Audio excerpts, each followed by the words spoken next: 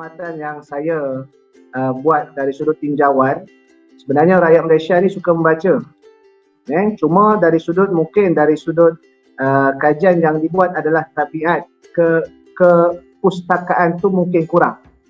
Kerana kita boleh membaca di mana-mana dimensi. Sama ada kalau zaman sekarang ni di media sosial dengan media-media elektronik, dan begitu jugalah kalau kalangan dari sudut tok guru pondok ataupun orang-orang pondok, dia tidak pergi ke pustakaan yang disediakan kerana mereka memiliki pustaka sendiri.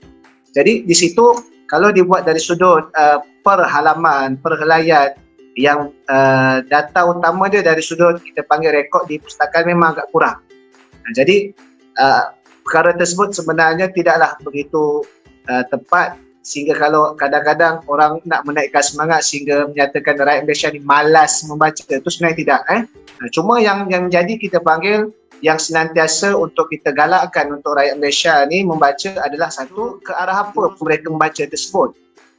Sebab rakyat Jepun juga suka membaca, tapi mereka menanam dengan bacaan yang genre ataupun kita panggil yang lebih santai, komik seumpamanya. Jadi kita di sini ke arah apa yang jurus kita nak meningkatkan peratusan bacaan tersebut. Itu yang menjadi kita panggil perbincangan daripada masa ke semasa. Kerana apa saya kata rakyat Malaysia suka membaca? Kerana pertumbuhan syarikat-syarikat penerbitan buku ni begitu banyak. Begitu banyak. Bahkan kalau kita lihat pameran buku antarabangsa, pameran buku Big Bad Wolf yang 24 jam tu, bayangkan kalaulah rakyat Malaysia ni tidak suka membaca, bagaimana pameran buku 24 jam itu boleh dibuat? Dia mendapat sambutan. Kalau tak dapat sambutan, dia tidak akan ulang secara kala tahunan. Begitu juga pameran buku Islamik, kan? Ada juga khas pameran buku Islamik, menunjukkan dari sudut pasaran buku tadi itu mendapat tempat di kalangan rakyat. Cuma yang menjadi yang sebagaimana saya sebut tadi itulah yang ke arah apa yang kita nak bentuk mereka membaca tadi itu. Dan namun dalam masa yang sama, peratusan tadi itu bukanlah boleh dibanggakan, kerana kita melihat ada juga di negara-negara yang memang rakyat dia kuat membaca, walaupun tidak berapa moden dari sudut pembangunan dia, tapi tabiat membaca tu kita boleh lihat di mana-mana saja. Contohnya saya pernah belajar di Mesir, kan, rakyat yang Mesir, yang mereka yang intelek tadi tu membaca walaupun di dalam bas sambil menunggu kereta api.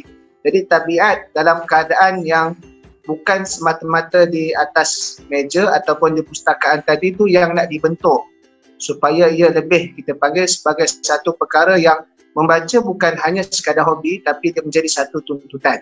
Sebagaimana ada seorang pakar pengaji sejarah, Dr. Gharib As-Sirjani menyatakan al-qiraah, membaca itu manhajul hayah, adalah manhaj kehidupan, kerana kita adalah apa yang kita baca, kita adalah apa yang kita tahu.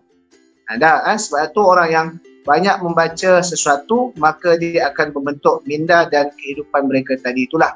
Sebab itu based on kita, dari sudut kehidupan kita sebagai seorang Muslim, bacaan Quran itulah membentuk kehidupan kita asas. Banyak mana kita baca sekalipun, maka Quran tak ditinggal. Satu lagi fakta bahawasanya rakyat Malaysia ni tidaklah sangat kurang membaca, kerana kalau kita lihat dari sudut statistik kajian yang dibuat, kepenggunaan Facebook masih lagi mendapat tempat yang pertama. Kerana apa saya kata demikian? Dikaitkan dengan media sosial yang terkini, kerana Facebook, ruangan posting dia adalah panjang. Bahkan kalau siapa yang terlibat dalam business marketing, dia punya soft copywriting, dalam nak terus pergi kepada hard copywriting, menjual tadi itu dia cerita berkenaan keluarga dia, situasi panjang, tapi orang tetap membaca. Betul. Berbanding dengan kita panggil Instagram, Twitter, kan, lebih pendek, tapi Facebook masih lagi menjadi pilihan utama kerana orang suka membaca. Cuma dari sudut tadi itulah persoalan, adakah penulis perlu mengikut trend semasa? Dia menjadi tuntutan terutamanya kepada syarikat-syarikat penerbit buku.